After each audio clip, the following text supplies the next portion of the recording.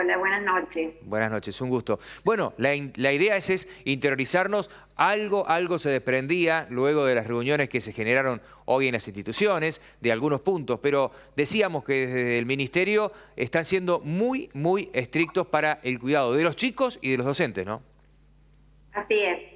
En primer lugar, decir que el protocolo aprobado por resolución ministerial 26 del 2021 establece claramente, ¿no es cierto?, 3 puntos claves.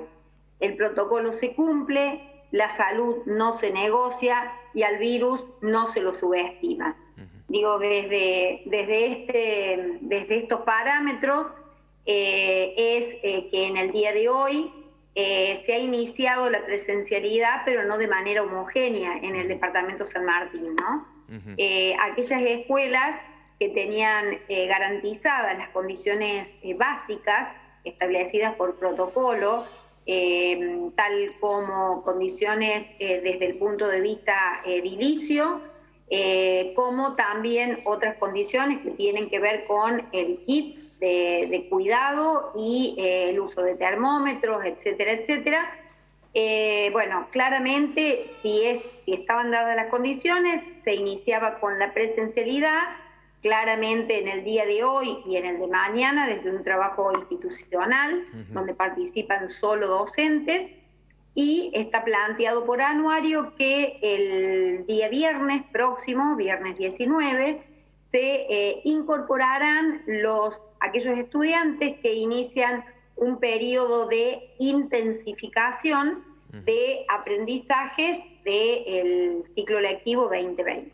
Bien, así que por lo tanto las divisiones van a ser como se habían enmarcado, la mayoría de los cursos va a ser la mitad de los chicos, de acuerdo, a ver, también es una cuestión de espacio físico, pero si hay un grupo de 30 alumnos en un grado, van a ir 15 una semana, luego 15 chicos la otra semana y el resto queda de forma virtual, o en realidad con deberes que le va a dar la maestra, ¿no? Esta modalidad que estás haciendo referencia, el Ministerio de Educación de Córdoba refiere al término de presencialidad y alternancia. Ajá.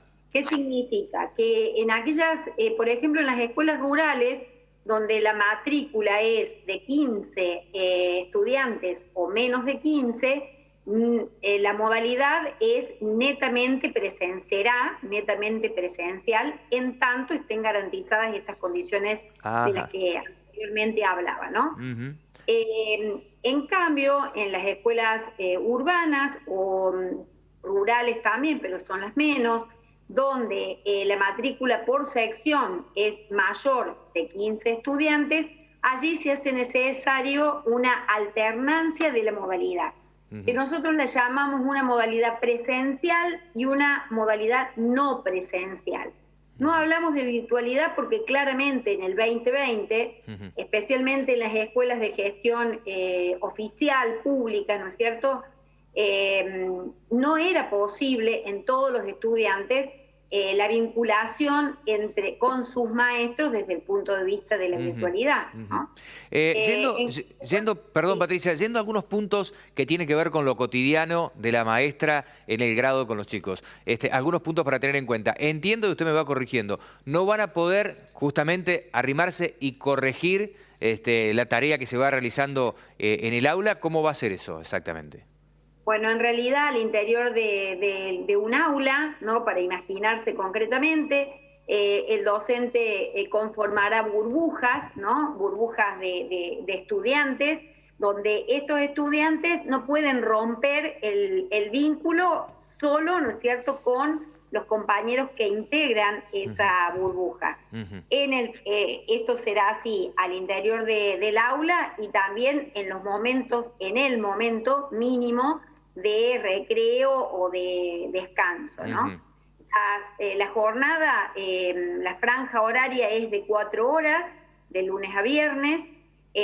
La jornada extendida, que es un avance en la política educativa, no se considerará en extensión horaria, sino en lo que implica un trabajo de reorganización, de trabajo conjunto entre el maestro de grado y el maestro de la jornada extendida, que estarán planificando, estarán, como usted dice, ¿no es cierto?, monitoreando los avances de los aprendizajes, las dificultades, y allí hacer un trabajo, en esto es claramente un trabajo que desde la presencialidad avanzarán sobre actividades que tengan, que la presencialidad lo habilite, ¿no? Sí. Es decir, en esto de impulsar el juicio crítico, el trabajo de la oralización, el trabajo el trabajo con pares, que en el 2020 no fue posible, Sí, sí. eso se focalizará en la modalidad presencial. Bien. Y en tanto, como usted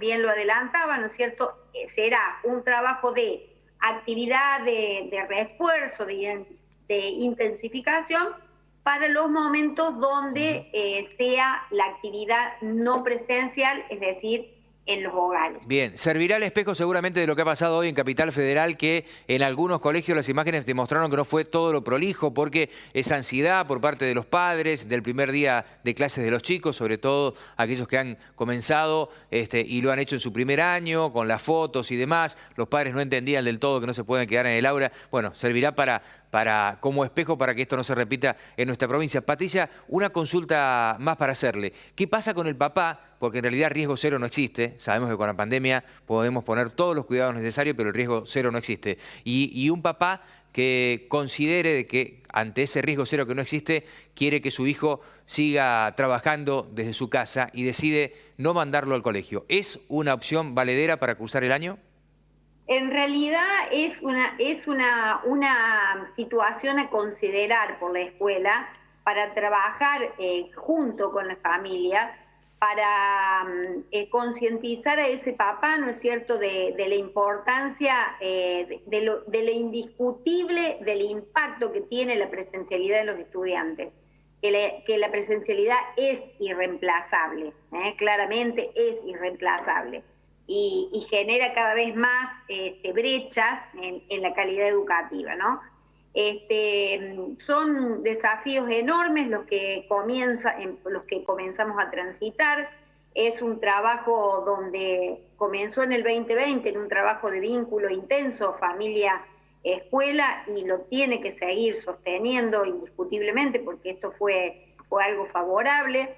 Claramente va a ser muy difícil, pero creo que en este trabajo de concientización lo vamos a lograr, que tiene que ver con evitar el ingreso de los adultos, de las familias, a la escuela, ¿no es cierto? Y en casos puntuales será como lo hacemos habitualmente como ciudadanos, donde se otorgará, ¿no es cierto?, un momento de conversación, si fuera necesario, entre la familia y un miembro de la escuela. Digo, acá la escuela claramente sola no lo puede hacer.